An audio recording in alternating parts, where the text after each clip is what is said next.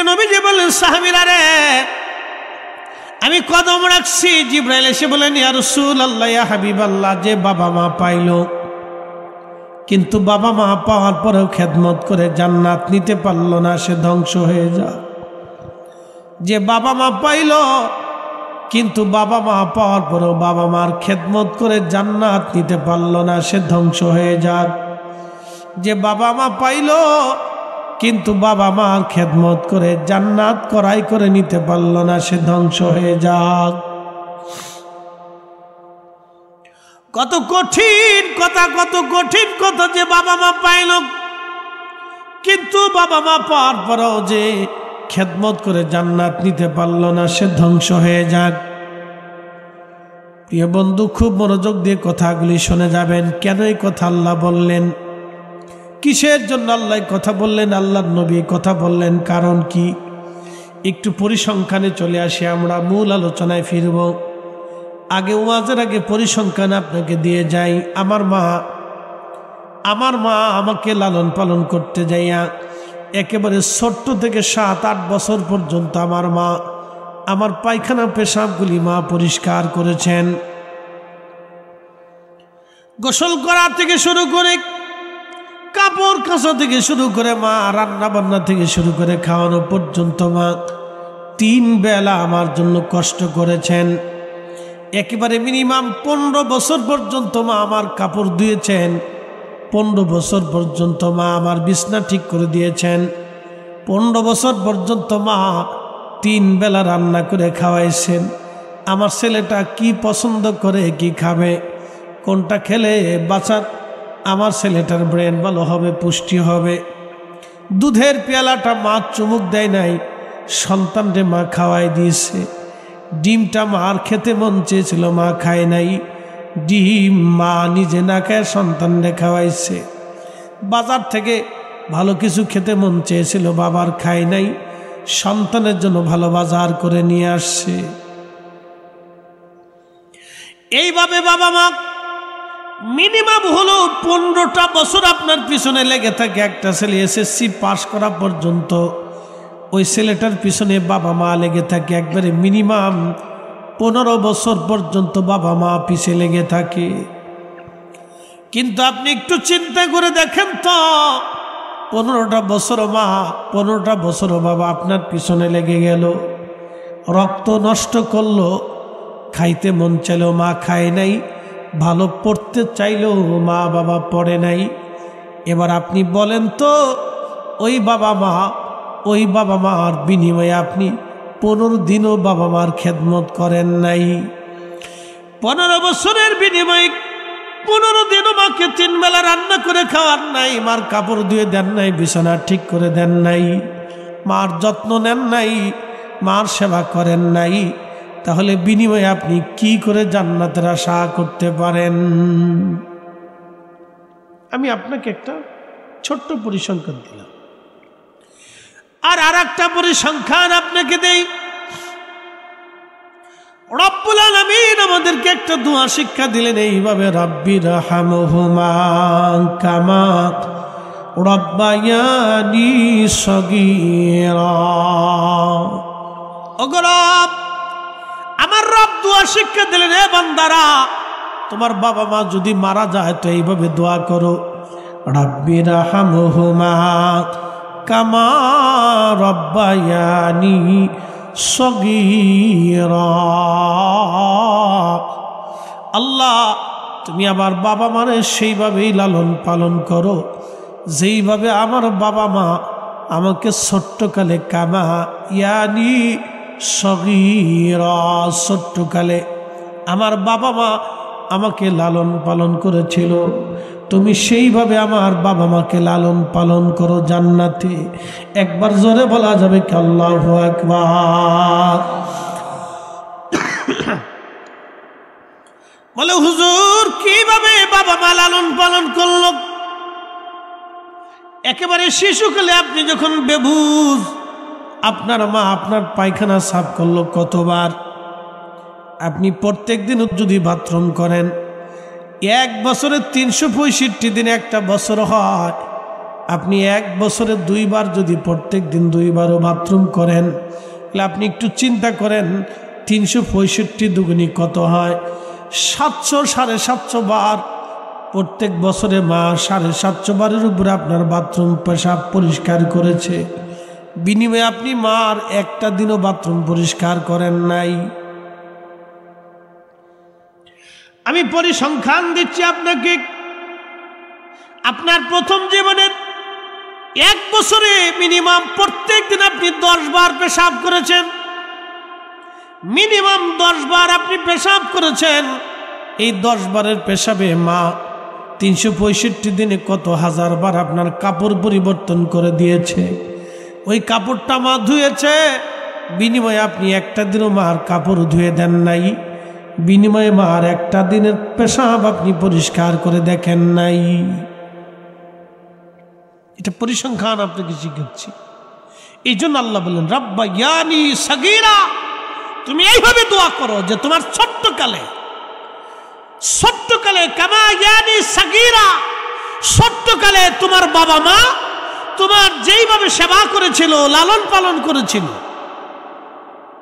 আল্লাহ তুমি সেইভাবে আমার আব্বা আম্মাকে বেহেশতের ভিতরে লালন পালন করো। একসাথে বলবেন আল্লাহু আকবার। আল্লাহ কত সুন্দর করে দোয়া শিখিয়ে দিচ্ছে, আর শয়তান দোয়া বন্ধ করে দিচ্ছে। শয়তান কোথাকার দোয়া বন্ধ করে দিয়েছে, ও দোয়া মানেও না, দোয়া করতে দিতেও চায় না। মানে আল্লাহ ওরা টেন্ডার দিচ্ছে, ও শয়তান দোয়া বন্ধ করার জন্য আসে। ও ইসরায়েলের টেন্ডার পাইছে না আমেরিকার টেন্ডার পাইছে? কথা কর না কেন, ঠিক কিনা? ও শয়তান টেন্ডার পাইছে।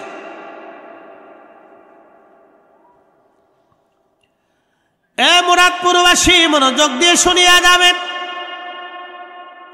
আমি পরিসংখ্যান দিচ্ছি একটা মা কিভাবে আপনাকে মহব্বত করে লালন পালন করলো। আপনি একটু চিন্তা করেন, মা কতদিন আপনার কাপড় ধুয়েছে, একটু চিন্তা করেন। আপনার প্রথম জীবনের 1 বছর, 1 বছরে মা 365 দিনে 365 বার আপনাকে গোসল করাইছে। গোসল করে আপনার শরীরে তেল দিয়ে দিয়েছে, সাবান দিয়ে পরিষ্কার করেছে, আপনাকে গোসল করে কাপড় জীবন দিয়ে মুছে মা আপনারা চুমা খাইছে, আপনারা হাসে হাসে মা গোসল করাইছে। আপনি দেখেন বিনিময়ে একটা দিনের জন্য মাকে গোসল করান নাই। কথা বলেন, ওয়াজ শুনে গেলে তো হবে না, আপনি পরিসংখ্যান আপনাকে একবারে হিসাব কষে বুঝিয়ে দিচ্ছি। হিসাব আপনাকে কষে বুঝাচ্ছি কেন পিতামাতার খেদমত করবে। জীবনের বহু অক্ত ভালো খাবার মা খায় নাই, আপনার মুখের ভিতরে মা ভালো ভালো খাবারগুলি রান্না করে দিয়েছে, খাবার খেয়েছে। জীবনের প্রথম 1 বছর, জীবনের প্রথম 1 বছর আপনি কি খাবেন না খাবেন, কি পরবেন না পরবেন, আপনার মা আপনাকে 3 বেলা খাবারের জন্য চিন্তা করেছে তাকে কি খাওয়ানো যায়। সকালে একটা পছন্দ না করলে দুপুরে আরেকটা রান্না করে দিয়েছে, দুপুরে একটা পছন্দ না করলে রাত্রিবেলা আরেকটা রান্না করে দিয়েছে। 1 বছরও আপনার সাথে ছায়ার মতো লেগে থেকেছে। আহা, বিনিময়ে আপনি মার খোঁজও নেন নাই, মা খাইছনি। মাছ বৃদ্ধ হয়ে গেল, মা কি খেতে মন চায় একটা বার আপনি জিজ্ঞাসা করেন নাই। ওগো মা, তুমি এ ধরনের শ্রেষ্ঠ নিয়ামত, তোমারই পদ তলে রয়েছে জান্নাত। গো মা, তুমি এ ধরনের শ্রেষ্ঠ নিয়ামত, তোমারই পদ তলে রয়েছে জান্নাত। এ মুরাদপুরবাসী, পরিসংখ্যান আপনাকে দিলাম। পৃথিবীতে একজন ব্যক্তি এইভাবে মায়ের সেবা করেছিল, তার নাম হযরত ওয়াইস আল কারনী রাদিয়াল্লাহু আনহু। আহা, তার জীবনের খেদমত ছিল এরকম। তার একটা বৃদ্ধ মা ছিল, অন্ধ, চোখে দেখতো না হযরত ওয়াইসের। হযরত ওয়াইসের মা চোখে দেখতো না, মাকে কাঁধের ভিতরে ঝুলাইয়া কাপড় দিয়ে বেঁধে বাচ্চাকে নিয়ে মা যেইভাবে ঘুরে বেড়ায়, ওয়াইস আল কারনী মাকে কাঁধে করে নিয়ে এইভাবে ঘুরে বেড়াইতো। একসাথে বলবেন না আল্লাহু আকবার। ওয়াইস আল কারনী মাকে কাঁধে করে নিয়ে এইভাবে ঘুরে বেড়াইতো। মাধবপুরবাসী হযরত ওয়াইস আল কারনী নিজে রান্না করে 3 বেলা মাকে খাওয়াইতো। মা অন্ধ, বৃদ্ধ, চোখে দেখতেন না। মার বিছনা ঠিক করে দিতেন, মার কাপড় ধুয়ে দিতেন, মায়ের গোসল করাইতেন, পেশাব পায়খানা সাফ করতেন, মার মাথায় তেল দিয়ে দিতেন, মাথার চুল আশ্রয় দিতেন। একটা বাচ্চাকে মা যেইভাবে আদর করে ওইভাবে ওয়াইস আল কারনী মায়ের সেবা করেছিলেন। তিনি এমন ভাবে আমার আল্লাহ আমার রব তার এতটাই মর্যাদা দিয়ে দিলেন। আল্লাহর নবী সহিহ মুসলিমের কিতাবু ফাযাইলু আসহাবিন নবী বাবু ফাযাইলু ওয়াইস আল কারনীর ভিতরে নবী বলে দিয়ে গেলেন, সাহাবীরা রে, আমার ওয়াইসের সাক্ষাৎ যদি পাও তাহলে তার কাছ থেকে গুনার মাফ চেয়ে নিও, আল্লাহর দরবারে দোয়া চেয়ে নিও। আর আমার গুনাহগার উম্মতের জন্য তাকে দোয়া করতে বইল, কারণ আমার ওয়াইস দোয়া করতে দেরি হবে রে, আল্লাহর আসমান থেকে দোয়া কবুল হতে দেরি হবে না। চিৎকার মেরে জোরে বলেন না মারহাবা। মানুষ বানাইছে আল্লাহ প্রেমের কারণে, প্রেমের ডোরি বান্ধরে মদিনার শনে। আল্লাহ বানাইলেন কত জাতি,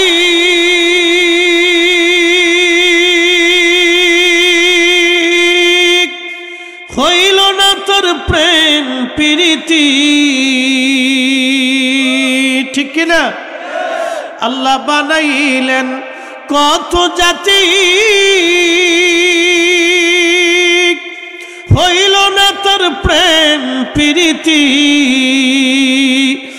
অবশেষে মানুষ বানায়, অবশেষে মানুষ বানায় প্রেমের কারণে, প্রেমের ডোরি বান্ধরে মদিনার শনে। আহা, প্রেমের ডোরি বান্ধরে মদিনার শনে। মনোযোগ দিয়ে শুনবেন, আল্লাহ কোরআনে বললেন, ওয়াকাদা রাব্বুকা আল্লা তা'বুদু ইল্লা ইয়্যাহু ওয়া বিল ওয়ালিদাইনি ইহসানা।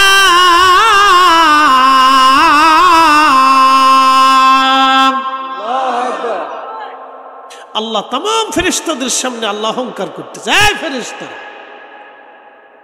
তোমরা না বলছিলে তাজালু ফিহা মাইয়ুফসিদু, এরা বলে ফাসাদ করবে, ওয়াসফিকুদ দিমা, এরা বলে মারামারি কাটাকাটি করবে। তোমরা না বলছো নাহনু নুসাব্বিহু, তোমরাই বলে তাসবিহ করবে, ওয়া বিহামদিকা, তোমরা বলে হামদ করবে, ওয়া নুকাদ্দিসু লাক, তোমরাই বলে তাসবিহ করবে, জিকির করবে, আমার পবিত্রতা বর্ণনা করবে, সালাত করবে, তোমরাই বলে ইবাদত করবে শুধু। এই ফেরেশতারা দেখ, সারাদিন রোজা রাখছে, সারাদিন রোজা রাখার পরে ক্লান্ত শরীর নিয়ে তারাবির নামাজ পড়ে আমার বান্দারা জিকিরের মজলিসে আজ বসে গেছে। এ ফেরেশতারা দেখ, কাম দিছি, ক্রোধ দিছি, লোভ দিছি, ঘুম দিছি, তন্দ্রা দিছি, আশা দিছি, আকাঙ্ক্ষা দিছি, কামনা দিছি, বাসনা দিছি, রিয়া দিছি, অহংকার অহমিকা সব দিছি, ভালোবাসা দিছি, ত্যাগ দিছি, তিতিক্ষা দিছি, আশা আকাঙ্ক্ষা সব দিয়ে নেগেটিভ পজিটিভ যে বান্দাকে সৃষ্টি করে দুনিয়াতে পাঠিয়েছি, খোদা দিছি, ঘুম দিছি, দুর্বলতা দিছি, বান্দা দুর্বল মেরে দেয়, ঘুম এসে যায়, তারপরও মাহফিল ছাড়ে না। এ ফেরেশতারা দেখ, তোরা সাক্ষী থাক, আমার এই বান্দাদের জীবনের গুনাহগুলি আমি আল্লাহ মাফ করে দিলাম। আল্লাহর ওয়াদা, আমার না, আল্লাহর ওয়াদা। ইন্নাকা লা তুখলিফুল মিআদ, আল্লাহর কথার কোনো খেলাফ হয় না, আল্লাহ ওয়াদার কোনো ভর খেলাফ হয় না। মা ওয়াদা করলেও অনেক সময় সন্তানের বেলে বলে বেটারে সন্ধ্যায় দিব, সন্ধ্যায় বলে কালকে দিব, কালকে বলে পরশুদিন দিব, পরশুদিন বলে তারপরের দিন দিব। মা ওয়াদা খেলাফ করে, কিন্তু আল্লাহ খেলাফ করে না। একসাথে বলবেন আল্লাহু আকবার। তো মাহফিলে যারা বসছি আল্লাহ আমাদেরকে কবুল করছে। মাহে রমজানের বরকতময় রাত, একটু ধৈর্যের পরিচয় দিচ্ছেন, এটা অনেক বড় আল্লাহর দরবারে ইবাদত। এই কারণে আল্লাহ আপনারা মাফ করবে, আল্লাহ ওয়াদা করছে। প্রিয় উপস্থিতি হাজিরিন, খুব মনোযোগের সাথে কথাগুলি শুনে যাবেন, আজ খুব আশার সাথে কথাগুলি শুনে যাবেন। শোনেন, আমরা তাসাউফপন্থী যারা, আল্লাহু গফুরুর রহিম, আল্লাহর ক্ষমা এবং দয়ায় আমরা বিশ্বাসী। আবার বলি, আমরা যারা সুফিপন্থী, আমরা আল্লাহর ক্ষমা এবং দয়ায় বিশ্বাসী। কি কথা কন না কেন? আমরা আল্লাহর রহমত থেকে নিরাশ হই না বিদায় বারবার আল্লাহর কাছে চাই। কথা ঠিক আছে না? বারবার কার কাছে চাই? বাড়ি মিলাদ পরে চাই, মোনাজাত চাই, দুয়ার নামাজের পরে চাই, নফলের পরে চাই, মাহফিলের পরে চাই, খাওয়ার পরে চাই, মানুষ মারা গেলে চাই, জানাজায় চাই। কি কথা কন না কেন? ঠিক কিনা? আমরা আল্লাহর ক্ষমা এবং দয়ায় বিশ্বাসী। একসাথে বলবেন আল্লাহু আকবার। সুফিরা আল্লাহর ক্ষমা এবং দয়ায় বিশ্বাসী। আর আল্লাহ বারবার কোরআনে আয়াতে বলছে আল্লাহু গফুরুর রহিম, গফুরুর রহিম, গফুরুর রহিম। বারবার আল্লাহ যত শাস্তির আয়াত নাজিল করছে, এরপরে আল্লাহ আবার রহিম শব্দ দিয়ে আমাদেরকে সান্ত্বনা দিচ্ছে। আল্লাহু আকবার। রহিম শব্দ দিয়ে আল্লাহ বারবার সান্ত্বনা দিচ্ছে, তোরা ভয় পাইস নিয়ে, ডরাইস নিয়ে, আমি আল্লাহ দয়া করবো, তোদেরকে মাফ করে দেব। কিন্তু দয়া পাইতে হলে দয়ার কাজ তো করার দরকার। কথা ঠিক আছে না? সে দয়ার কাজে আমরা বসে গেছি। এই জন্য আপনাদেরকে বলতেছি, মাহরুম হবেন না। আল্লাহর ওয়াদা, আমি করিনি তো ওয়াদা, উনি ওয়াদা করছে, আমার ওয়াদার খেলাফ হবে। আমাদের ওয়াদার খেলাফ হয় না? হয়ে যায়, কিন্তু ওনার ওয়াদার কোনো খেলাফ নেই। ইন্নাকা লা তুখলিফুল মিআদ, ওনার ওয়াদার কোনো খেলাফ নেই। প্রিয় উপস্থিতি হাজিরিন, খুবই মনোযোগের সাথে কথাগুলি শুনবেন। আজ হযরত ওয়াসাল কারনির মর্যাদা কেন বেড়ে গেল? মার সেবা, মায়ের খেদমতের কারণে আল্লাহ তার মর্যাদা বাড়াই দিলেন। প্রিয় ভাই আমার রাসূলের জীবনের একটা ঘটনা আজ আপনাদেরকে শোনাই দিয়ে যাই। আল্লাহর নবী সাহাবায়ে কিরাম নিয়ে বসে আছেন, ঠিক এমন সময় নবীজি বসে আছেন। হঠাৎ দেখা যায় একজন বৃদ্ধা নারী লাঠির উপর ভর দিয়ে হেঁটে হেঁটে আসতেছে। আল্লাহর নবী বৃদ্ধ নারীকে দেখার পরে নবীজি দাঁড়িয়ে গেলেন, সাহাবায়ে কিরাম দাঁড়িয়ে গেলেন। বৃদ্ধ নারী ধীরে ধীরে হেঁটে হেঁটে কাছে আসে। রহমতের নবীজি, আল্লাহর নবীর গা মুবারকের চাদর ছিল, রহমতের চাদরখানা নবীজি বিছাই দিলেন। ওই বৃদ্ধ নারী চাদর মুবারকে এসে বসে গেলেন, বসে আল্লাহ আর চাদর মুবারকে আসলেন। ওই বৃদ্ধ নারী বসে গেলেন, আল্লাহর নবী তার সামনে বসে গেলেন। সাহাবায়ে কিরাম একটু দূরে সরে গেলেন। আল্লাহর নবীর কাছে বৃদ্ধ নারী কি যেন বলে, আমার নবী বিনয়ে বিনয়ে তার কথা শোনে। কি যেন বলে, নবীজি বিনয়ে বিনয়ে তার কথা শোনে। বৃদ্ধ নারী অনেকক্ষণ কথা বলার পরে দাঁড়িয়ে গেল। প্রিয় নবীজি দাঁড়িয়ে গেলেন, বৃদ্ধ নারী চলে গেল। নবীজি তার পথের দিকে তাকিয়ে রইলেন। সাহাবায়ে কিরাম বসে এসে বলেন, ইয়া রাসূলুল্লাহ, জীবনে কখনো এইরকম কখনো দেখি নাই, একজন বৃদ্ধ নারীর জন্য আপনি গায়ের চাদর বিছিয়ে দিলেন। হুজুর, ওই নারীকে তাকে চিনলাম না, ভাগ্যবতী নারী। আপনি নবীর চাদরে যিনি বসতে পারল, বিনয়ে বিনয়ে আপনি নবী কথা বললেন। মহিলাটাকে আল্লাহর নবী ডাক দিয়ে বলেন, সাহাবীরা রে, উনি সেই নারী মহিষী যিনি আমার ধাত্রী মা, আমাকে কোলে পিঠে করে আদর যত্ন করে ভালোবাসা দিয়ে সোহাগ দিয়ে কোলের মধ্যে রেখে দুগ্ধ পান করায়া আমাকে ছোট্টকালে প্রশান্তি দিয়েছেন, ভালোবাসা দিয়েছেন।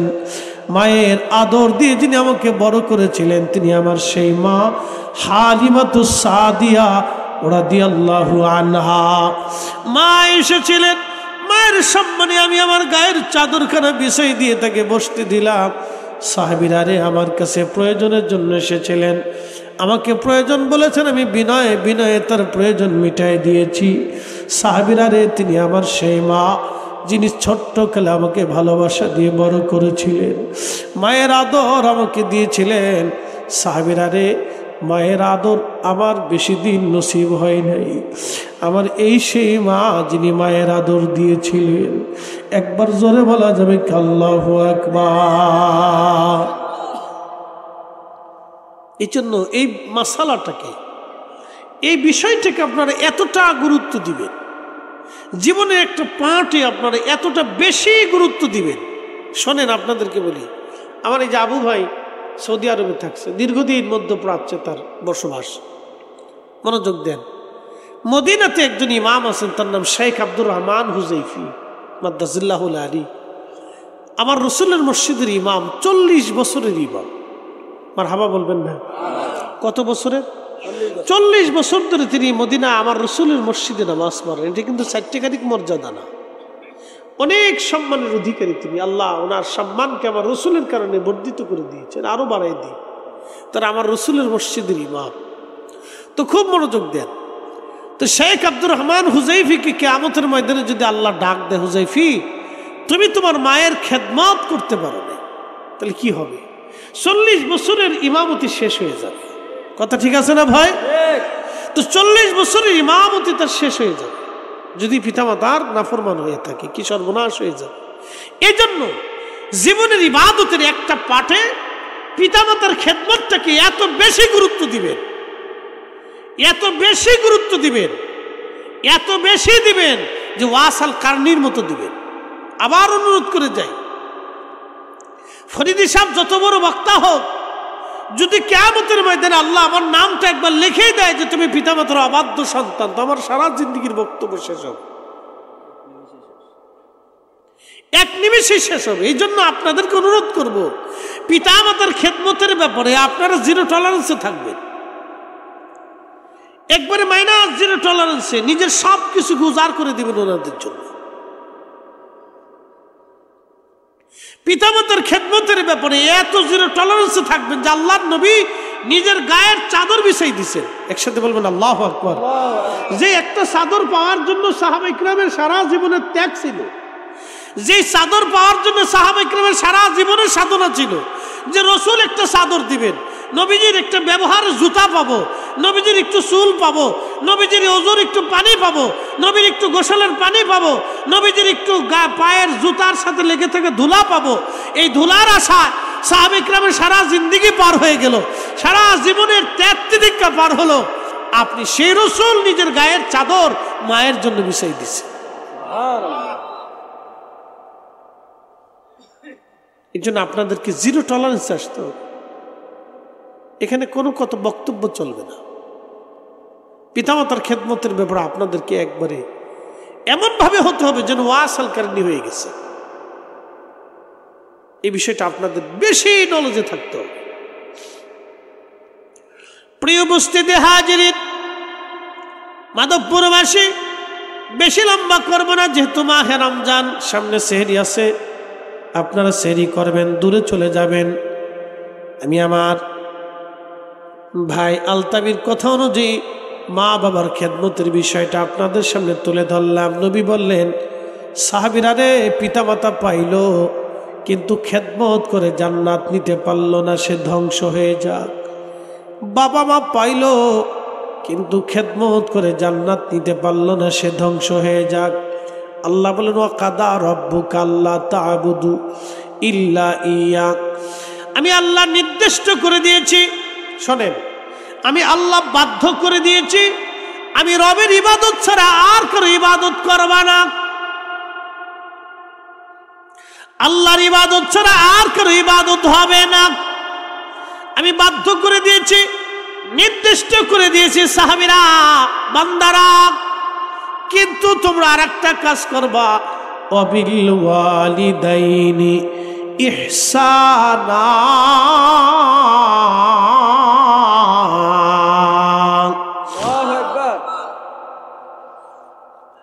আমি আরো নির্দিষ্ট করে দিয়েছি, সাহাবীরা রে, আবার বান্দারা, পিতামাতার সাথে হেসান করবে, দয়া দয়া দয়া করবে। তোমার বাবা মা তোমাকে ছোট্টকালে যেইভাবে দয়া করেছিল, তুমি তোমার বাবা মাকে সেইভাবে দয়া করবে। তোমাকে যেইভাবে ছোট্টকালে দয়া করেছিল, তুমি সেইভাবে বাবা মাকে দয়া করবে। দয়া তোমাকে যেইভাবে দয়া করেছিল তুমি সেইভাবে দয়া করবে। এহসান বিল এহসান, দয়া আর বিনিময়ে দয়া, দয়া আর বিনিময়ে দয়া। আজকে একটা মাসালা সারা জীবনের জন্য নিয়ে যান, মাল্লাম ইয়ারহামিন নাস ওয়ামাল্লাম ইয়ারহামিল্লাহ। সহিহ মুসলিমের ভিতরে এসেছে আল্লাহ নবী বলেছেন যে মানুষকে দয়া করে না আল্লাহ তাকে দয়া করে না, যে মানুষকে দয়া করে আল্লাহ তাকে দয়া করে, যে মানুষকে দয়া করে না আল্লাহ তাকে দয়া করে না, যে মানুষকে দয়া করে আল্লাহ তাকে দয়া করে। চিৎকার মেরে জোরে বলেন মারহাবা। তিন বন্ধু সফরের জন্য রওনা করেছে, তিন বন্ধু সফরের জন্য রওনা করলো। সহিহ বুখারীর কিতাবুল আম্বিয়ার ভিতরে এসেছে তিন বন্ধু রওনা করলো। পাহাড়ি রাস্তা, আরবের রাস্তা বুঝেন, পাহাড়ি জনপদ খুব মারাত্মক। পাহাড়ি জনপদ দিয়ে তিন বন্ধু রওনা করলো। আকাশে মেঘ জমে গেল, তিন বন্ধু চিন্তায় পড়ে গেল। এখন অঝোর দ্বারা যদি বৃষ্টি হয়, পাহাড়ের সব পানিগুলি গড়ে গড়ে পাহাড়ের নিচ দিয়ে, পাহাড়ের যেই নিচের রাস্তাগুলি আছে এইখান দিয়ে পানি বেয়ে যাবে, বন্যার মতো তুমুল স্রোতে ভাসিয়ে আমাদেরকে নিয়ে চলে যাবে। এখন আমাদেরকে সেবে যাইতে হবে। তিন বন্ধু চিন্তা করলে একটা গুহার মধ্যে লুকায়। তারা পাহাড়ের একটা গুহার মধ্যে গেল, কিন্তু দুর্ভাগ্য তাদের সারল না। ওই গুহার ভিতরে যাওয়ার পরে পার্শ্ববর্তী পাহাড় থেকে একটা পাথর ছুটে গড়াইয়া গড়াইয়া তারা যে গুহার মধ্যে ছিল এই গুহার মুখের মধ্যে যে পাথরখানা বসে গেল। অনেক চেষ্টা করেও সরাইতে পারল না। তিনজনের সমস্ত শক্তি দিয়ে চেষ্টা করেও সরাইতে পারল না। তিনজনে কাঁদে, কয় হায় হায়, এই গুহা থেকে আমরা কেমনে বের হব? উপায় কি আমাদের? সর্বনাশ, আমরা এইভাবে মারা গেলে কেউ আমাদের খোঁজখবর নেবে না। তিনজন বসে বসে কান্না করে, তিনজন বসে বসে কান্না করে। এক বন্ধু ডাক দে বলে, বন্ধুরা আদায়ের সময় কেঁদে কোনো লাভ হবে না, বেহুদা কেঁদে কোনো লাভ হবে না, কাদার মতো কাঁদো, কাদার জায়গায় কাঁদো। তখন এই বন্ধু ডাক দে বলল, বন্ধু কিভাবে কাঁদতে পারি বলো? বলে, শোনো, জীবনে কে কোন আমল করেছো এই আমলগুলি নিয়ে আল্লাহর দরবারে হাত বাড়াও, আল্লাহ আজকে দয়া করতে পারে। এক বন্ধু হাত বাড়ায় বলে, রব্বি, সারা জীবনে আমার কোনো আমল নাই, আমি জীবনে কোনো ভালো কাজ করি না আল্লাহ। একটা ভালো কাজ আমি জীবনে করেছিলাম আল্লাহ। আমার একটা দিন মজুর ছিল, সারাদিন পরিশ্রম করার পরে আমি তারে এক সা গম দিতাম, 3.5 বরাবর আমি তারে দিতাম। পয়সা গম এক সা, 3.5 বরাবর আমি তারে গম দিতাম। আল্লাহ এই গমগুলি নিয়ে কোন রকম সে সংসার চালাইতো। একদিন লোকটা চলে গেল কাজ শেষ করে, কিন্তু বিনিময় নিল না। বহুদিন আমার দিন মজুর, আমার শ্রমিক, আমার কর্মচারী আর ফিরে আসে নাই। আল্লাহ বহুদিন পরে সে ফিরে এসে বলল, মালিক, আমি আপনার বাড়ি কাজের বিনিময়ে এক সা গম পাইতাম। মালিক রে, আমি খুবই দরিদ্র মানুষ, বাচ্চারা ক্ষুধার্ত, এক সা গম দয়া করে আমার দিয়ে দেন, আমার বাচ্চা কাচ্চা নিয়ে আমি খাবো, মালিক আমার দয়া করেন। আমি তারে সেই দিন দেখে বললাম, বেটারে, গোয়াল ঘরের মধ্যে গরু যা আছে সব তুমি নিয়ে যাও। সেই দিন আমার দিন মজুর আমাকে ডাক দে বলল, মালিক ঠাট্টা করবেন না, আমি গরিব মানুষ, আমার এক সা গম আপনি দিয়ে দেন, গরুর মালিক আমি না, গমের মালিক আমি। তখন মালিক ডাক দিয়ে বলতেছে, দেখ রে বেটা, তুই এক সা গম আমার কাছে পাইতি, ওই গম আমি জমিনের মধ্যে বপন করলাম, গম থেকে আরো গম হইল, গমগুলি কেটে মাড়াই করে বিক্রি করে বাজার থেকে একটা গাভী কিনেছিলাম। ওই গাভী থেকে যতগুলি বাছুর বাচ্চা হয়েছে, গরু হয়েছে, এই গরুর মালিক আমি না, গরুর মালিক তুই। তোর গরুগুলি তুই নিয়ে চলে যা, আমার দিনামুক্ত করে দে, গরুর মালিক আমি না, গরুর মালিক তুমি। আল্লাহ আমার দিন মজুর খুশি মনে আনন্দ চিত্তে গরুগুলি নিয়ে হাসতে হাসতে চলে গেল। আল্লাহ আমিও তারে খুশি মনে বিদায় দিয়ে দিলাম। আল্লাহ আমলটা যদি পছন্দ হয়, ইয়া রাব্বি আমল যদি পছন্দ হয় আল্লাহ আজকে মেহেরবানি করে তুমি গুহার সামনে থেকে পাথর সরিয়ে দাও। সাথে সাথে টাস করে পাথর গুহার সামনে থেকে সরে গেল এক অংশ, 3 ভাগের 1 ভাগ পাথর গুহার সামনে থেকে টাস করে চলে গেল। একবার জোরে বলা যাবে কি আল্লাহু আকবার।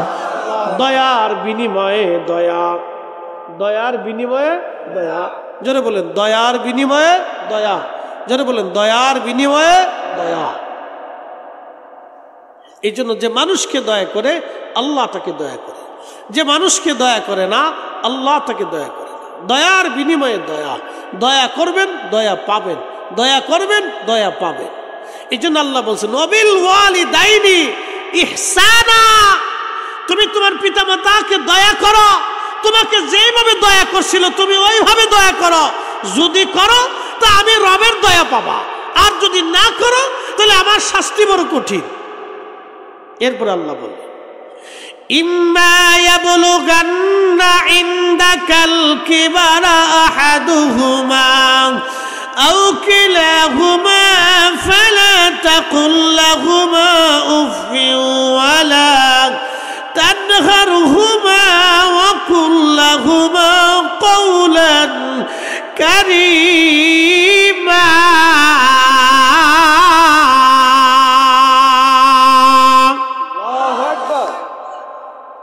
কষ্ট হচ্ছে আপনাদের? আর 10টা মিনিট খুব মনোযোগ দেবেন।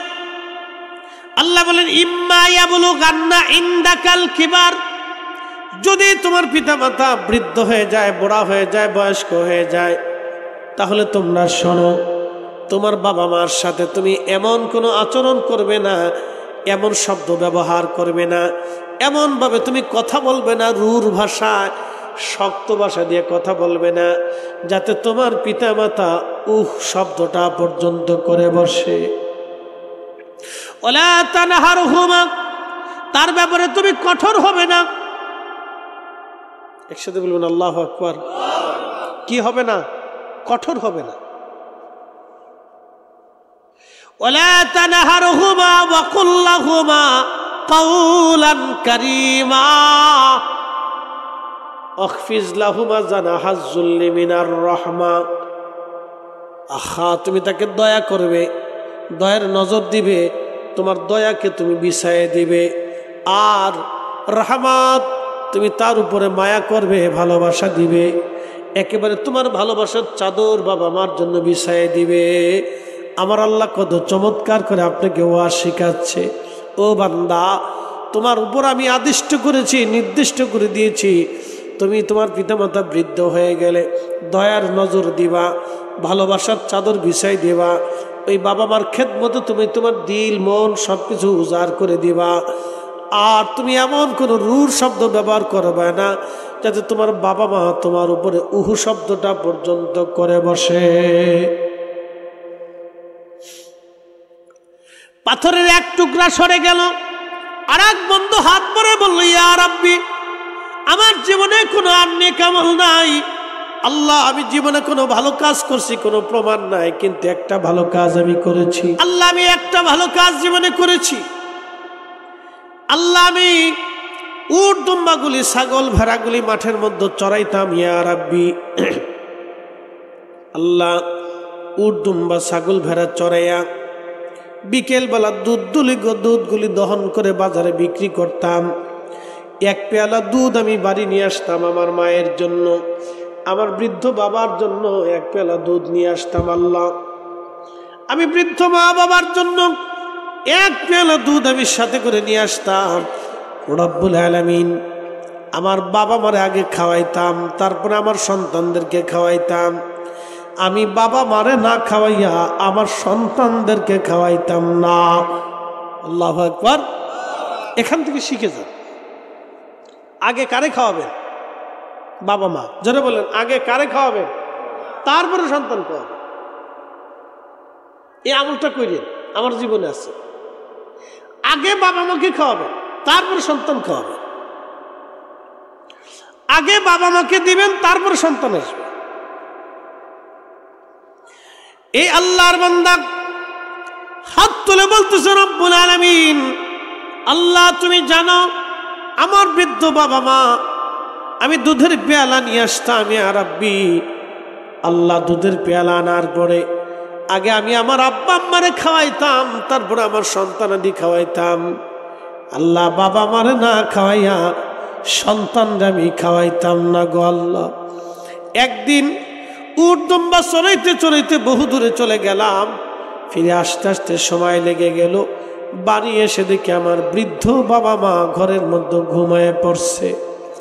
আল্লাহ দুধের পেয়ালা নিয়ে আসছি, বাচ্চারা ক্ষুধার্ত, দুধের জন্য কান্নাকাটি করলো। আল্লাহ তুমি জানো আমার সন্তানদেরকে খাওয়াই নাই, আগে আমি আমার বাবা মাকে খাওয়াবো বলে যাইয়া দেখি আমার বাবা মা বিছনায় ঘুমায় পড়ছে। আল্লাহ দুধের পেয়ালা নিয়ে আমি বিছনার পাশে বসে গেলাম। যদি ঘুম থেকে ডাকি আমার আব্বা আম্মার কষ্ট হবে ইয়া রাব্বি, আমি চাইনি আব্বা আম্মা কষ্ট পাক। ওয়াখফিজ লাহুমা জানাহা যুল্লি মিনার রাহমা, তোমার দয়ার চাদর তুমি বিছায় দাও, ভালোবাসার যত চাদর আছে তোমার বাবা মার জন্য তুমি বিছায় দাও। আল্লাহর কথা কত সুন্দর। ওই লোক কাদের বলে, রব্বি বাবা মা বিছানায় শুয়ে আছে ঘুমানো, চিন্তা করলাম ঘুম থেকে যদি উঠাই আমার বৃদ্ধ বাবা মার কষ্ট হবে। আল্লাহ কষ্ট দিতে চাই না, আমি দুধের পেয়ালা নিয়ে বাবা মার শিওরে বসে গেছি। আমার বাচ্চারা ক্ষুধার কারণে কেঁদে কেঁদে ঘুমায় পড়লো। আল্লাহ আমি বাচ্চাদের মায়া করি নাই, আমি আমার বাবা মারে না খাওয়াইয়া সন্তান খাওয়াবো না। আল্লাহ আমি দীর্ঘ রাত পর্যন্ত দুধের পেয়ালা নিয়ে বসেছিলাম। গভীর রাতে আব্বা আম্মার ঘুম ভাঙার পরে আমি আব্বা আম্মারে দুধের পেয়ালা থেকে দুধ পান করাইয়া তারপরে আমি আমার বাচ্চাদেরকে খাওয়াইছিলাম। আল্লাহ আমি আমার আব্বা আম্মারে আগে দুধ পান করাইয়া তারপরে বাচ্চাদেরকে খাওয়াইছিলাম। আল্লাহ যদি আমলটা তোমার পছন্দ হয়, আজকে পাথরের গুহার মধ্যে পড়ে পাথর মুখ আটকাই দিচ্ছে। এই কঠিন বিপদ থেকে বাঁচানোর মালিক তুমি আল্লাহ। আল্লাহ মুসিবতে পড়েছি, কোন আমল আমার হাতের মধ্যে নাই, আমি বাবা মার খেদমত করেছিলাম। আল্লাহ যদি আমলটা পছন্দ হয় সাথে সাথে তুমি পাথরখানা সরিয়ে দাও। আল্লাহর নবী সহিহ বুখারীর মধ্যে লেখা হয়, নবী বললেন সাহাবীরা রে, সাথে সাথে টাস করে পাথরের বাকি 2 ভাগের 1 ভাগ গুহার সামনে থেকে সরে গেল। চিৎকার মেরে জোরে বলেন আল্লাহু আকবার। ও গো মা তুমি এ ধরনের শ্রেষ্ঠ নিয়ামত, তোমারই পদতলে রয়েছে জান্নাত, তোমারই পদতলে রয়েছে জান্নাত। সাহাবী জিজ্ঞেস করলেন, ইয়া রাসূলুল্লাহ বাবা মা মরে গেছে, হক তো আদায় করতে পারি নাই, খেদমত সেবা তো সুযোগ হয় নাই। নবী গো বাবা মা মারা যাওয়ার পরেও কি সন্তানের কাছে বাবা মা হক পায়নি? আল্লাহর নবী ডাক দেয়া বলেন, হ্যাঁ সাহাবী, বাবা মা মারা যাওয়ার পরেও তোমার কাছে হক পায়। বলি ইয়া রাসূলুল্লাহ কি হক পায়? নবীজি বললেন, সর্বপ্রথম বাবা মার জন্য বেশি বেশি দোয়া করা। একসাথে বল মারহাবা। কি করা? এই দোয়া বন্ধ করে দিচ্ছি, এটা অনেক বড় ষড়যন্ত্র। কথা বলেন ঠিক কিনা? এই জন্য বাড়ি বাড়ি মিলাদ, দোয়া, দুরুদ, কোরআন খতম, জিকির আজকার করে দোয়া করাবেন, ইসালে সব করাবেন। আল্লাহ কবুল করুক, বলেন আমিন। নফল নামাজ পড়ে ফাতিহা করে বাবা মার জন্য অধিক পরিমাণে দোয়া করবেন, না হলে আপনি নাফরমান সন্তান হিসেবে কিয়ামতের ময়দানে গণ্য হয়ে যাবেন। আমি পরিসংখ্যান আগে দিছি যে 25 বছর বাবা মা আপনার পিছনে লাগছে, আপনি 25 দিনও করতে পারেননি। কথা ঠিক আছে না? 25 বছর তারা আপনার পিছনে মেহনত করছে, আপনি 25 দিনও মেহনত করেন। তাহলে এখন তারা চলে গেছে কবরে, এখন আপনার উপায় কি হবে? আল্লাহ রাসূল বলেন তোমার জন্য একটা সুযোগ আছে। বাইহাকি শরীফের ভিতরে আল্লাহ রাসূল বলেন, আমার উম্মত তোমার জন্য একটা সুযোগ হলো, তুমি যদি বাবা মার জন্য অধিক পরিমাণে দোয়া করো, আল্লাহ খুশি হইলে কিয়ামতের ময়দানে তোমার বাবা মার বাধ্য সন্তান হিসেবে, খেদমত গুজারি সন্তান হিসেবে আল্লাহ কবুল করে নিয়ে তোমাকে হাসরের ময়দানে উঠাবে। একসাথে বলে যে আল্লাহু আকবার। এই জন্য পিতামাতার খেদমতের ব্যাপারে জিরো টলারেন্সে থাকবে। আপনার দয়ার চাদর, রহমতের চাদর, ভালোবাসার চাদর ওনাদের জন্য বিছিয়ে দেবে। সাবধান, একটা কথা বলে দিয়ে যাই, বাবা মার খেদমত যদি হয় আপনার, দুনিয়ার থেকে তিনটা জিনিস আপনি পাবেন। এক নম্বর আপনি পাবেন হলো ইজ্জত, দুই নম্বর পাবেন দৌলত, তিন নম্বর পাবেন হায়াত। ইজ্জত, দৌলত, হায়াত। ইজ্জত, দৌলত, হায়াত। ইজ্জত, দৌলত, হায়াত, তিনটা জিনিস আপনি পাবেন যদি পিতামাতার খেদমত আপনার হয়ে যায়। আল্লাহ নবী বললেন, যদি অধিক পরিমাণে তোমার দোয়া হয় বাবা মার জন্য, কিয়ামতের ময়দানে আল্লাহ তোমাকে দয়া করে বাবা মার বাধ্য সন্তান হিসেবে আল্লাহ কবুল করে নেবে। এই জন্য অধিক পরিমাণে দোয়া। নবীজি বললেন, মানুষ মারা যাওয়ার পরে তিনটা আমলের দরজা খোলা থাকে। একটা হচ্ছে সদকায়ে জারিয়া, প্রবাহিত সোয়াব। সেটা হলো আপনি একটা মসজিদের টিউবওয়েল গেড়ে দিয়েছেন, যতদিন মানুষ পানি পান করবে ততদিন নেকি হবে। একটা গ্রামে টিউবওয়েল নাই, আপনি টিউবওয়েল করে দিয়েছেন, যতদিন পানি পাবে ততদিন নেকি হবে। এক গাছ লাগিয়ে দিয়েছেন, ওই গাছ ফল পাখিরা খাবে, মানুষেরা খাবে, যতদিন খাবে ততদিন নেকি হবে। একটা মেয়ের বিয়ে দিয়েছেন, তার বাচ্চা কাচ্চা হবে, নাতিপুতি হবে, তার সংসার হবে, যতদিন তাদের সংসার হবে ততদিন আপনার আমলনামায় নেকি হবে। এটা হলো সদকায়ে জারিয়া। আর একটা সওয়াব হচ্ছে ইলমের খেদমত। আপনি মাদ্রাসা তৈরি করেছেন, সন্তানকে আলেম বানাইছেন, অথবা কোনো এতিমরা আলেম বানাইছেন, অথবা আত্মীয় স্বজনের কাউকে আপনি আলেম বানিয়েছেন বা সহযোগিতা করেছেন। যতদিন আলেম থেকে আলেম হবে, আলেম থেকে আলেম হবে, কোরআন তেলাওয়াত হবে, হাদিস হবে। যেমন আমাকে আলেম বানাইতে যারা সাহায্য করেছিল তারা কবরে চলে গেছে, কিন্তু আমার দোয়া কবরে যায় নাই। যতদিন আমি, যত ওয়াজ হবে, মাহফিল হবে, যত দোয়া হবে, সব দোয়ার ভাগীদার তারা হবে। এটা হচ্ছে সদকায়ে জারিয়া, এটা হচ্ছে ইলমের খেদমত।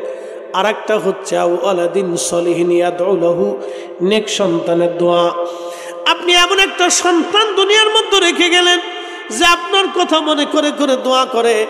আমাদের দেশে বহু সন্তান আছে, বাবা মার কবরের পাশেও দাঁড়ায় না, বাবা মার জন্য দোয়া করে না, দোয়া করার সময় পায় না। হাজার হাজার কোটি টাকার মালিক, বাবা মার জন্য বাড়িতে একটু দোয়ার ইন্তজাম করার সুযোগ তাদের হয় না। কথা কন না কেন, ঠিক কিনা? আমাদের বুলন্দ নসিব, আমরা আমাদের বাবা মার জন্য দোয়া করতে পারি। হাজার কোটি টাকা হইলেও সুখ আসে না, হাজার কোটি টাকা হলেও জান্নাতের আশা করা যায় না। বাবা মার জন্য দোয়া। এই জন্য বাড়িতে মিলাদ পড়াবেন, বাড়িতে কোরআন খতম দেওয়াবেন, বাড়িতে জিকির আজগার করাবেন, বাড়িতে তলবে ইলমদেরকে ডাকবেন, বাড়িতে আলেমদেরকে ডাকবেন, এলাকার মানুষদেরকে ডাকবেন, কালেমা খতম দেওয়াবেন, কোরআন খতম হবে। এরপরে তাদের জন্য দোয়া হবে, ইসালে সওয়াব হবে, দুরুদ হবে, সালাম হবে। তাদের জন্য দোয়া করবেন, দোয়া করে তাদের কবরে নেকি পৌঁছাবেন। এটা হচ্ছে আওলাদিন সলিহিন ইয়াদউ লাহু, নেক সন্তানের দোয়া। আল্লাহ কবুল করে নিক, জোরে বলেন আমিন। আল্লাহু আকবার, জবান খুলে ইয়া রাসূলুল্লাহ, জিন্দাবাদ,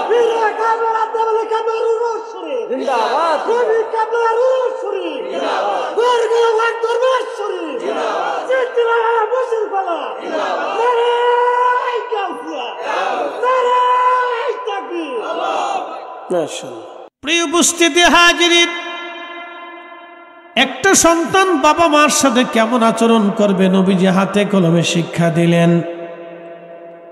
এই রমজানের একটা হাদিস ফাজাইল সব বর্ণনা করি। নবীজি মিম্বরে কদম রাখলেন,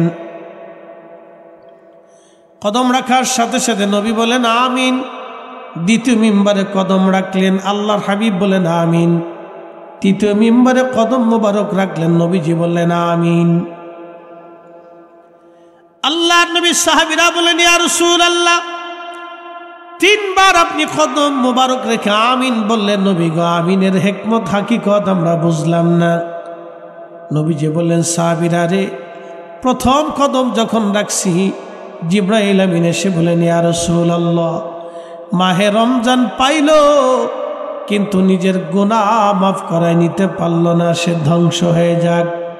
কেউ মাহে রমজান পাইল কিন্তু নিজের জীবনের গুনাহ মাফ করায় নিতে পারল না, সে ধ্বংস হয়ে যাক। শেষ। অ্যাটেনশন, এই কথাটা খুব মনোযোগের সাথে বুঝবে। যে রমজান পাইল কিন্তু নিজের জীবনের গুনাহ আল্লাহর কাছ থেকে মাফ করাই নিতে পারল না, সে ধ্বংস। তাহলে আপনি বুঝেন যে রমজানে আপনাকে কি পরিমাণে আল্লাহর কাছে মাফ চাইতে হবে। একদল তো আমাদের দেশে আছে দোয়া বন্ধই করে দিছে। কি কথা কর না কেন? যারা দোয়া বন্ধ করছে তারা দোয়া করে কখন? তার মানে রবের দরবারে হাত না বাড়াইলে ক্ষমার আশাও করা যায়। ভিক্ষুক যখন ভিক্ষা করতে আসে তখন কি হাত পাতে কিনা? ধমক দিয়া পাতে না বিনয়ে পাতে? 2টা টাকার জন্য, মাত্র 2টি টাকার জন্য একজন মানুষ আপনার কাছে সারেন্ডার করে, আপনি বুঝবেন এটা। মাত্র 2টা টাকার জন্য, 5টা টাকার জন্য একজন মানুষ আপনার কাছে সারেন্ডার করে দয়া ভিক্ষা চায়, বাবা আমি ভিখারি, আমাকে দয়া করে। এই জন্য আল্লাহ কোরআনে বলছেন, ওয়া আম্মাস সাইলা ফালা তানহার। হাবিব, আপনার উম্মতকে বলেন তারা যেন সায়েলকে, ভিক্ষুককে ধমক না দেয়। আপনি আমার ওয়াজ কথাটা বুঝে যাবেন যে একজন মানুষ মাত্র 5টা টাকার জন্য আপনার কাছে সারেন্ডার করে, বাবা আমাকে ভিক্ষা দেন, আমাকে দয়া করে ভিক্ষা দেন, আমি ক্ষুধার্ত, আমি অভাবী, আমি বিপদগ্রস্ত। তা আপনি কি করেন? 2 টাকা 5 টাকা আপনি দেন, সর্বোচ্চ 10 টাকা দেয়, কেউ নাও দেয়, কেউ আবার ধমকও দেয়। আল্লাহ বলেন, ও আম্মাস সাইলা ফালা তানহার। বন্ধু, উম্মতকে শিখান আপনার উম্মত যেন সায়েলকে ধমক না দেয়, ভিক্ষুককে ধমক না দেয়। বন্ধু বলে দেন, ভিক্ষুককে বানায়। একসাথে বলেন না, জোরে বলেন। রাজাকে বানায়, প্রজাকে বানায়। قل اللهم مالك الملك تؤتي الملك من تشاء وتنزع الملك ممن تشاء।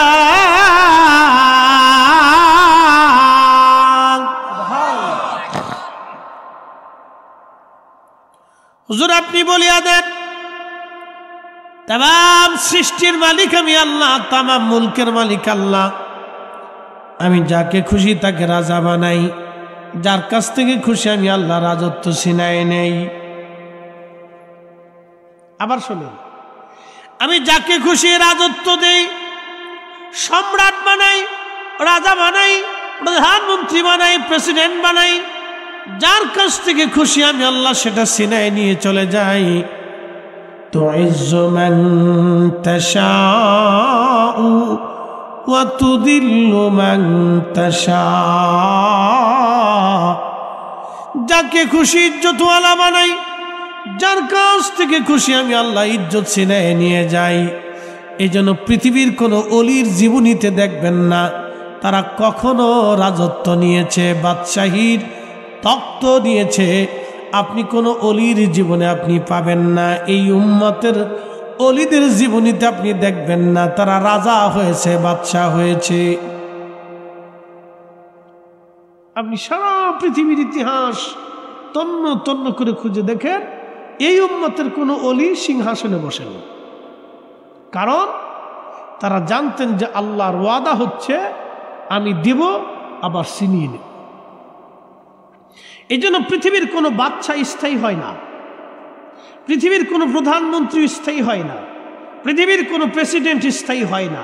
দেব ছিনিয়ে নেব, এটা আল্লাহর ওয়াদা, স্থায়ী হয় না। আল্লাহ তাদেরকে স্থায়ী করেন নাই। সে কাফের হোক মুসলমান হোক, বৌদ্ধ হোক, খ্রিস্টান হোক, কোন রাজাকে আল্লাহ স্থায়ী করেন নাই। দিছেন নিছেন, দিছেন নিছেন, স্থায়ী করেন নাই। দুই একজনকে স্থায়ী করলেও সে বেঈমানি করছে। যেমন ফেরাউন স্থায়ী করে দিলেন আল্লাহ, সে বলে আনা রাব্বুকুমুল আলা, আমি বড় খোদা। নমরুদ স্থায়ী করে দিলেন, বলল আনা রাব্বুকুমুল আলা, আমি বড় খোদা। এই জন্য আল্লাহ কোন রাজত্বকে স্থায়ী করেন নাই, কোন রাজাকে স্থায়ী করেন নাই, কোন রাজবংশকে স্থায়ী করেন নাই। আল্লাহ দিছেন নিছেন, দিছেন নিছেন, কিন্তু খাজা বাবা আজমিরের সাম্রাজ্য কিয়ামত পর্যন্ত চলবে। জোরে বলেন, জোরে বলেন। শাহজালাল ইয়ামিনের রাজত্ব কিয়ামত পর্যন্ত চলবে। এটার মুকুটহীন রাজত্ব, এটা সৈন্যহীন রাজত্ব, এটা এক প্রেমের রাজত্ব। কথা কোন ঠিক কিনা?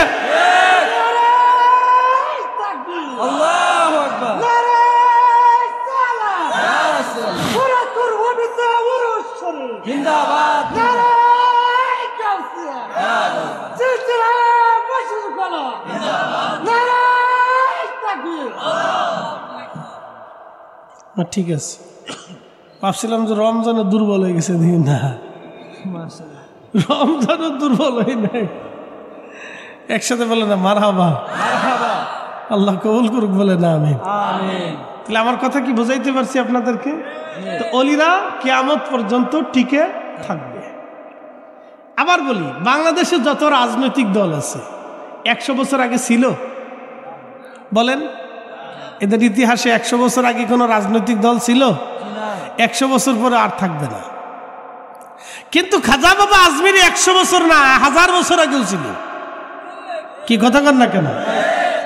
মুজাদ্দিদ আল ফিসানি 450 বছর আগেও ছিল। কাদেরিয়া হুজুর গাউসে পাক রাহমাতুল্লাহ আলাইহি তারও আগে ছিল। কাদেরি আছে, চিশতি আছে, নকশবন্দি আছে, মুজাদ্দিদি আছে, 360 আউলি আছে, অলিরা আছে। অলিদের রাজত্ব কিয়ামত পর্যন্ত টিকে থাকবে। কথা বলেন ঠিক না বেটে? এই জন্য আহলে সুন্নাত ওয়াল, যারা বলেন আহলে সুন্নাত ওয়াল, আহলে সুন্নাত ওয়াল, এটা কোনো রাজনৈতিক দল না, এটি ইমানের দল। যারা বলেন কিসের দল? এই দলে থাকলে আপনি দুনিয়ার কোনো টেন্ডার মেন্ডার, রাস্তাঘাট, সরকারি সুযোগ সুবিধা, চাকরি বাকরি, পুলিশ প্রশাসন, দুনিয়াদারি কিচ্ছু পাবেন না। এই দলে থাকলে আপনি মরণের সুযোগ সুবিধা পাবেন, কবরের সুযোগ সুবিধা পাবেন, হাসরে পাবেন, মিজানে পাবেন, ফুলসিরাতে পাবেন, হাউজে কাউসারে পাবেন। আপনি ডান হাত বাম হাতে আমলনামা দেওয়ার সময়, জান্নাত জাহান্নামের টিকিট দেওয়ার সময় আপনি পাবেন, বেহেশত গেলেও পাবেন। একসাথে বলবেন আল্লাহু আকবার। এই দলে থাকলে আমার রসুলের সুপারিশ পাবেন। তাহলে এই দলে থাকলে হলে মরণে, কবরে, হাসরে, মিজানে সুযোগ সুবিধা পাবেন, কিন্তু দুনিয়া পাবেন না। এই জন্য অনেকে এই দল পছন্দ করে না। হ্যাঁ, কেন? মাল নাই। কি কথা কেন? জোরে বলে কি নাই? সুযোগ সুবিধা নেই, দুনিয়ার সুযোগ নাই বিদায় এই জন্য এটা করবার চায় নাকি?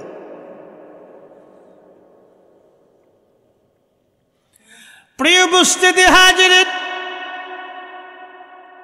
সহজ হিসাব আপনাদেরকে বাতলাই দিলাম। প্রিয় ভাই আমার, মাধবপুরবাসী মনোযোগ দিয়ে শুনিয়া যান। মুরাদপুরবাসী, আমার বিষয়ের দিকে ফিরে চলে যাব আমি। আমার রসুল আমাদেরকে শিখাইলেন কিভাবে বাবা মার খেদমত করতে হবে। প্রিয় নবী বললেন, সাহাবীরা রে, প্রথম মিম্বারে কদম রাখলাম, জিবরাইল আমিন এসে বলেন, ইয়া রাসূলুল্লাহ, ইয়া হাবিবাল্লাহ, নবী গো, যে মাহে রমজান পাইল, নিজের জীবনের গুনাহ মাফ করাই নিতে পারল না, সে ধ্বংস হয়ে যাক। আমি নবীজি কবুল করে বললাম আমিন। মাহে রমজান পাইলাম, কিন্তু নিজের জীবনের গুনাহ মাফ করাইতে পারলাম না, এর চাইতে হতভাগা দুনিয়াতে কেউ হতে পারে না। কথা বলেন ঠিক কিনা? নবীজি বললেন, মান সামা রমাদানা ঈমানাও ওয়া ইহতিসাবান গুফিরা লাহু মা তাকাদ্দামা মিন যামবিহি। আমার উম্মত, ঈমান ইহতিসাবের সাথে যদি তোমরা রোজা রাখো, আমার নবী বললেন, তোমার জীবনের পূর্বের সমস্ত গুনাহগুলি আমার আল্লাহ একবারে মিটাই দিবে, আমার আল্লাহ মাফ করে দিবে। যদি পূর্বতন জীবনের সমস্ত গুনাহ আল্লাহ মাফ করে দিবে, যদি মাহে রমজানে ঈমান ও ইহতিসাবের সাথে রোজা রাখো। এমন ঈমান ও ইহতিসাবের সাথে রোজা কি আপনার বুঝাই দিয়ে যাই। প্রথম নাম্বার, একজন সুন্দর করে পাগড়ি মাথায় দিল। চিন্তা করলো ফরিদি হুজুরের পাগড়িটা সুন্দর, এর চাইতে সুন্দর পাগড়ি আমি মাথায় দেব। সুন্দর একটা পাগড়ি মাথায় বেঁধে, সুন্দর জুব্বা গায়ে দিয়ে, আতর গোলাপ লাগাইয়া সারা রাত্র মসজিদে নামাজ পড়ল, সারা রাত তারাবি তাহাজ্জুদ পড়ল, সারা রাত ইবাদত করল, ফজরের নামাজ পড়ল, সেহরি খাইল। সেহরি খাওয়ার সময় শুয়োরের গোশত দিয়া বিরিয়ানি রান্না করে সেহরি খাইল।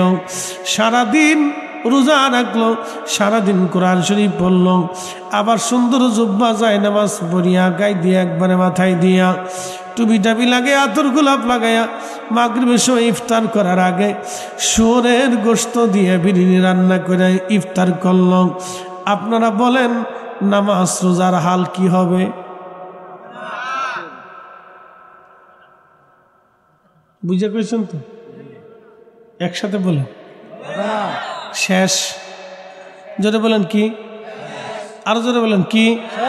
শেষ। এবার বুঝে যান, যদি শুয়োরের গোশত খেয়ে ইফতার রোজা সেহরি করলে যদি সব শেষ হয়, সুদের টাকা দিয়া, ঘুষের টাকা দিয়ে, অন্যের টাকা মেরে দিয়া, অন্যের হক মেরে দিয়ে, রাষ্ট্রের অর্থ মেরে দিয়ে, জনগণের টাকা মেরে দিয়া, যারা গরুর গোশত কিনা, খেজুর কিনিয়া, এই শরবত কিনে ইফতার করিয়া সুন্দর করে রোজা রাখিয়া জিকির আজগার করি ইবাদত করল, তাদের রোজা এক আনাও কবুল হবে না। কথা বলে শেষ। যেটা বলেন কি? এই জন্য হালাল খান, শুকরিয়া আদায় করুন। হালাল খান, যারা হালাল খাচ্ছেন পরিশ্রম করে খান, শুকরিয়া আদায় করেন যে আপনার সব অর্থ হালাল। এর চেয়ে বড় নিয়ামত আপনার জীবনে আর কি হতে পারে, যে আপনি সারা দিন পরে একবারও যদি আল্লাহকে আল্লাহ ডাক দেন, তো হারাম খেয়ে সে কোটিবার আল্লাহকে ডাক দিলে যা হবে না, আপনি হালাল খেয়ে একবারও দিন শেষে যদি আল্লাহকে আল্লাহ বলে ডাক দেন, তাও কবুল হবে। এটা মনে রাখবেন। প্রিয় উপস্থিতি হাজিরিন, এটাই হচ্ছে ঈমান ও ইহতিসাবের সাথে রোজা রাখার প্রথম সবক। দ্বিতীয় নাম্বার সবক হলো গীবত। আল্লাহর নবী বলেন, সাহাবীরা রে, তোমাদেরকে যদি বলা হয় তোমরা মরা ভাইয়ের গোশত খাও, তোমরা কি খাবে? বলে, না ইয়া রাসূলুল্লাহ, মরা ভাইয়ের গোশত কি করে খাবো? নবী বললেন, শোনো, তোমরা যে গীবত করো, গীবত, এই গীবত হলো তোমার মরা ভাইয়ের গোশত খাওয়া, তোমার ভাইয়ের পিছনে তোমার ভাইয়ের দুর্নাম রটানো, মিথ্যা অপবাদ দেওয়া, এইগুলি হচ্ছে গীবত, তহমত, শেকায়েত। এইগুলি যারা করবে তারা বলো তোমারা ভাইয়ের গোশত খাবে। সর্বনাশ। রোজাও রাখলেন, গীবত করলেন, তার মানে রোজা হলো না। মনে রেখেন, এটা 2 নম্বর সবক। রোজা রাখছেন আপনি, মিথ্যা কথা ছাড়েন নাই, ধোঁকাবাজি ছাড়েন নাই, অন্যায় করা ছাড়েন নাই। রোজার রমজানে সারা বাংলাদেশের, সারা পৃথিবীতে রমজান আসলে পণ্যের দাম কমায় দেওয়া হয়। খ্রিস্টানরা পর্যন্ত মালের দাম কমায় দেয়। রমজানের চিন্তা করে খ্রিস্টানরা পর্যন্ত যুদ্ধ বন্ধ করে দেয় তারা রমজান আসার পরে। রোজার সম্মানে খ্রিস্টান ইহুদিরা পর্যন্ত পণ্যের দাম কমায় দেয়। একমাত্র মুসলমান বাঙালিরা রমজান মাস আসলে পণ্যের দাম বাড়ায় দেয়। কথা কোন ঠিক কিনা? এরা চোরের ঘরের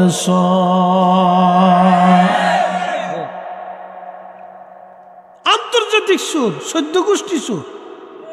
হঠাৎ করে ডিমের দাম বাড়বে দেখেন। আচ্ছা, ডিমের দাম কেন বাড়ে? মুরগায় কি হরতাল ডাক দেয় যে আমরা ডিম পারবো না, তোরা ডিম পেড়ে খা? এখনো সিস্টেম আছে? আজকে রাত্রিবেলা যেই মুরগি ডিম পারবে, কালকে রাত্রি সেই মুরগিতে ডিম পারবে। ঠিক আছে না ভাই? হয়তো 19-20 হইতে পারে। 100 মুরগির ভিতরে 5টা মুরগি ডিম দেয় না, বাকি 95টা ডিম দেয়। আর যারা ডিমের খামারি আছে, মুরগির খামারি, তারা প্রতিনিয়ত ডিম ছেড়ে দেয়, চালান করে দেয়। কারণ ডিম 2-1 দিন থাকলে এটা নষ্ট হয়ে যায় গরমে। ঠিক আছে না? তারা প্রতিনিয়ত ডিম কি করে সাপ্লাই দিয়ে দেয়। তারা জানে যে ডিম সাপ্লাই দিয়ে দিলে আমার ভালো। যারা বড় বড় সিন্ডিকেট ব্যবসায়িক এই ডিমগুলি নিয়ে তারা ফ্রিজিং যে সিস্টেমগুলি আছে এটার ভিতরে তারা স্টক করে। দেখা গেছে 3 দিন তারা ডিম ছাড়ে না বা 7 দিন ডিম ছাড়ে না, ওইটা স্টক করে রাখছে। তো স্টক করে রাখার পরে কি হয়, বাজারে কৃত্রিম সংকট দেখা যায়, আমার ডিমের কোনো চালান নাই, সারা দেশে ডিম নাই, অথচ মুরগি কিন্তু ঠিকই ডিম পারছে। কত বড় চোরের চোর! এগুলির দরিয়াই নিয়ে গুলিস্তানের মোড়ে আর যাত্রাবাড়ির মোড়ে সিটকিনি কষা দিয়ে কাপড় চুপড় খুলে ল্যাংটা করে বাটাম চালান দিলে 2-4 দিলে বাংলাদেশ টাইট হয়ে যাবে, সোজা হয়ে যাবে। কথা কন না, ঠিক কি না? বেশির দরকার নাই তো, 2-4 দরিয়ায় না বাটাম চালান দিয়ে দিলে হয়ে যাবে, বেশি কিছুর দরকার নাই তো। কিন্তু কে বাটাম চালান দিবে? যে দিবার যাবে তার টেবিলের নিচ দিয়ে মারি দেখে যা জানকে, সে চিন্তা করে আমি যদি 2 কোটি পাই তো অসুবিধা কি আছে? ঠিক আছে না? এই জন্য বললাম চোরের ঘরের চোর, এ 14 গোষ্ঠী চোর। তা আপনি কি করবেন? আমরা করছি মহাযন্ত্রণায়। তা আল্লাহ এই যন্ত্রণা থেকে আমাদেরকে কবে নাজাত দিবে আমরা কেউ জানি না। আল্লাহ আমাদের দেশের উপর রহম করুক, সকলে বলে না আমিন। কোটি কোটি গরিব মানুষের কত কষ্ট হয় আপনি জানেন না? যারা জানেন, মধ্যবিত্ত যারা আছে, নিম্ন আয়ের মানুষ যারা আছে, যারা সাধারণত সারাদিন পরিশ্রম করে 500-1000 টাকা রুজি করে নির্দিষ্ট একটা আয় থাকে, তারা রমজান মাস আসলে, রমজানের বাহিরে আসলে তাদের বাজারে গেলে তাদের একটা হিমশিম খেতে হয়, চিন্তায় পড়ে যেতে হয়, পেরেশানির মধ্যে এসে যায়, তারা কষ্ট পায়, নিভৃতে তারা কাঁদে, আল্লাহর কাছে বিচার দিতে থাকে, কষ্ট পায়, তারা আল্লাহর কাছে বিচার দেয়। এদের আখিরাত যে কত কঠিন হবে সে নিজেও বুঝতেছে না, এদের মেহশর যে কত কঠিন হবে সে নিজেও জানে না। আল্লাহ এই সমস্ত নীরব জুলুম থেকে আমাদের দেশের সাধারণ মানুষকে যেন আল্লাহ বাঁচায়, বলে না আমিন। প্রিয় উপস্থিতি হাজিরিন, খুব মনোযোগের সাথে কথাগুলি শোনেন ভাই আমার। আল্লাহ নবী বললেন, সাহাবীরানি, দ্বিতীয় মিম্বরে কদম রাখছি, জিবরাইল এসে বলেন, ইয়া রাসূলুল্লাহ, আপনি নবীজির নাম শুনল কিন্তু দুরূদ শরীফ পড়ল না, সে ধ্বংস হয়ে যাক। আমি নবীজি কবুল করে বললাম আমিন। যে আমার নাম শুনল কিন্তু দুরূদ শরীফ পড়ল না, আপনি একটু চিন্তা করেন আমার নবীর দুরুদের বরকত কত। নবীজির নাম শুনবেন কিন্তু দুরুদ পড়বেন না, আপনার আখিরাত ধ্বংস হয়ে যাবে, আপনার জীবন বরবাদ হয়ে যাবে। এই জন্য আমরা সুন্নিরা ঘরে বাইরে যেখানেই থাকি আমরা রসুলের দুরূদ শরীফকে প্রাধান্য দেই। আজানের আগেও পড়ি, পরেও পড়ি, মাহফিলে পড়ি, মাহফিলে দুয়ার আগে পড়ি, বাড়িতে মিলাদ দিয়ে দুরুদ পড়ি। কথা বলেন ঠিক কিনা? এরা বেদাতের ফতোয়া যত দিক, ও সাথে আমাদের দেখার টাইম নেই। কি আসতে বলেন কেন? জোরে বলেন। আমরা নবীর দুরুদ চলতেই থাকবে, কথা ঠিক আছে না? বাড়িতে পড়েন, ঘরে পড়েন, দোকানে পড়েন, মাহফিলে পড়েন, মসজিদে পড়েন, দুরুদ পড়বেন। দুরুদ পড়ে দোয়া করলে দোয়া কবুল হয়, দুরুদ পড়লে আল্লাহ বরকত দেয়, দুরুদ পড়লে আল্লাহ রহমত নগদ নগদ দেয়। একটাই আমল যেটা পড়ার সাথে সাথে মদিনার রওজা শরীফে পৌঁছায় যায়, 1 সেকেন্ডও দেরি হয় না। একসাথে বলুন আল্লাহু আকবার। এই জন্য দুরুদ শরীফ পড়লে অজুর সাথে পড়াটা অধিক উত্তম। দুরুদ শরীফ অজুর সাথে পড়তেই হবে।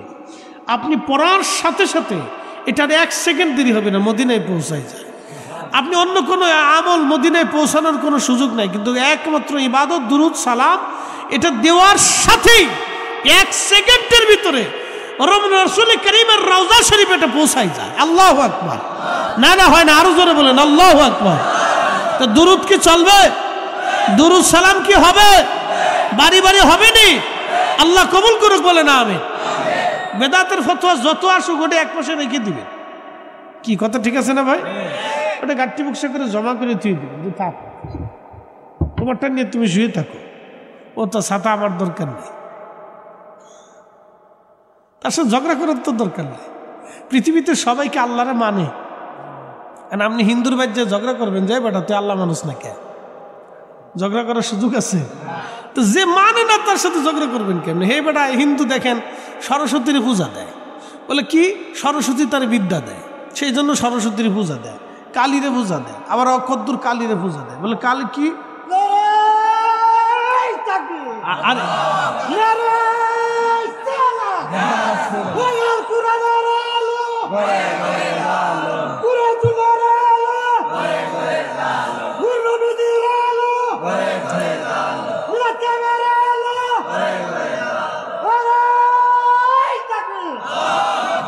না ঠিক আছে, মরে গেলে আমি চিন্তা করি মাধবপুরের তকবীর দেবো কেডায়। আল্লাহু আকবার, মাশাআল্লাহ, মারহাবা কর। আল্লাহ অসংখ্য হায়াত দিক, বলেন আমিন। তো খুব মনোযোগ দেন। তো সে কালীরে পূজা দেয়, দুর্গারে পূজা দেয়, তারপরে আপনার শিবেরে পূজা দেয়, মনসারে পূজা দেয়, তারপরে কৃষ্ণারে পূজা দেয়, কার্তিকরে পূজা দেয়, গণেশরে পূজা দেয়। মানে তাদের এক এক দেবতা, এক এক বিষয় এক এক দেবতা। কেউ পাহাড়ের দেবতা, কেউ মাটির দেবতা, কেউ পানির দেবতা, কেউ বৃষ্টির দেবতা, তাদের বিশ্বাস। কারণ আপনি যে যদি তাদেরকে ঝগড়া করেন, রে বেটা তুই এত ভগবান কেন মানিস, তো ঝগড়া করলে তো আর তারে বুঝে আনা যাবে না। কথা ঠিক আছে না ভাই? তো যে নবীর দুরুদ মিলাদ পড়ে না, আপনি তার সাথে ঝগড়া করে তারা কিন্তু পথে আনতে পারবেন না। আনা যাবে? আল্লাহ দয়া করে যার কালবের ভিতরে এশকে রসুল দিয়ে দেয়, তারে আপনি পড়াও জোর করা লাগবে না, সে এমনি আইসে আপনার ঘরে এসে পড়বে। কি কথা কন না কেন? এশকে রসুল, এটা হলো আল্লাহর দয়া। একসাথে বলেন, কার দয়া? আল্লাহর দয়া। ঝগড়া করার সুযোগ নেই। তো আপনি দাওয়াত দিবেন, আসলে আসুক, না আসলে না আসুক। যে আপনার জন্য দোয়া করবে সে আপনার হলো প্রকৃত বন্ধু। কথা ঠিক আছে কিনা? যে যে আপনারা আজকে যে আলতাবি দাওয়াত দিছে, এই যে দাওয়াত দিছে, আপনারা আসছেন, আপনারা এসে ওয়াজ শুনতেছেন, দোয়া করবেন। তো যারা দোয়া করবেন তারা হলো মরহুমদের প্রকৃত বন্ধু। কথা ঠিক আছে না? দোয়া তো শুধু শুধু মুরাদনগরের জন্য হবে না, দোয়া কিন্তু আশেপাশে সবার জন্যই হবে। ঠিক আছে না? তাহলে যারা দোয়া করবে তারা হলো মরহুমদের অরিজিনাল বন্ধু। তারা মরহুমরা কবরে চলে গেছে, কিন্তু আমরা দোয়া করতেছি, আমরা হলাম তাদের অরিজিনাল উপকারের বন্ধু। কথা ঠিক আছে কিনা? আর যে দোয়া মানে না ওটা হলো দুশ্মন, যে দোয়া করে না এটাও দুশ্মন। তার দিয়ে কোনো উপকার হয় না, তো যারে দিয়ে উপকার হয় না তো থাকার সাথে না থাকেই ভালো। কি কথা ঠিক আছে না ভাই? এই জন্য যে মানে আপনি তারে মহব্বত করেন, যে মানে না ও সাথে ওদের টাইম নেই। কি কথা ঠিক আছে না ভাই? ও সাঁতার কোনো দরকারও নাই, ও প্রয়োজনই নেই, ওর তালিকার ভিতরে রাখেন না, চলে যান। ও যাই চা খাই না, বিড়িটা নুক গে, হে তার ইচ্ছা। জবান খুলে আল্লাহ আল্লাহ আল্লাহ আল্লাহ আল্লাহ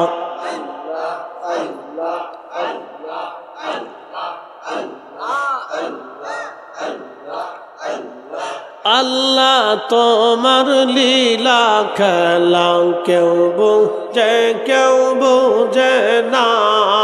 আল্লাহ তোমার লীলা খেলা কেউ বুঝে না।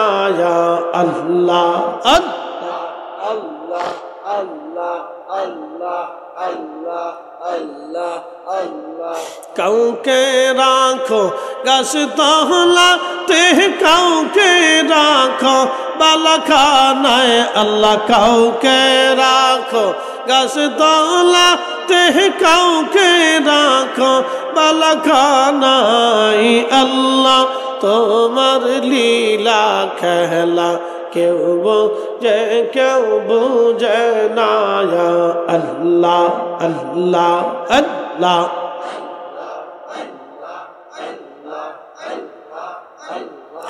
ইব্রাহিম তোমার নবী ছিল, নমরুদের আগুনে ফেললো। ইব্রাহিম তোমার নবী ছিল, নমরুদের আগুনে ফেললো। আগুন হইল ফুলবাগি, সাহপশম কেন করল না। আগুন হইল ফুলবাগি, সাহপশম কেন করল না।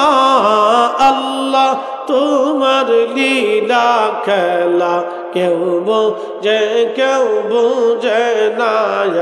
আল্লাহ আল্লাহ আল্লাহ আল্লাহ আল্লাহ আল্লাহ আল্লাহ আল্লাহ আল্লাহ আল্লাহ আল্লাহ আল্লাহ আল্লাহ আল্লাহ আল্লাহ আল্লাহ আল্লাহ। ইউনুস তোমার নামে ছিল, মাসে তারে গিলে ফেললো। ইউনুস তোমার নামে ছিল, মাসে তারে গিলে ফেলল মাছের পেটে রইলেন ইউনুস আজব কেন হইল না মাছের পেটে রইলেন ইউনুস আজব কেন হইল না আল্লাহ তোমার লীলা খেলা কেউ বুঝে না আল্লাহ আল্লাহ আল্লাহ আল্লাহ আল্লাহ আল্লাহ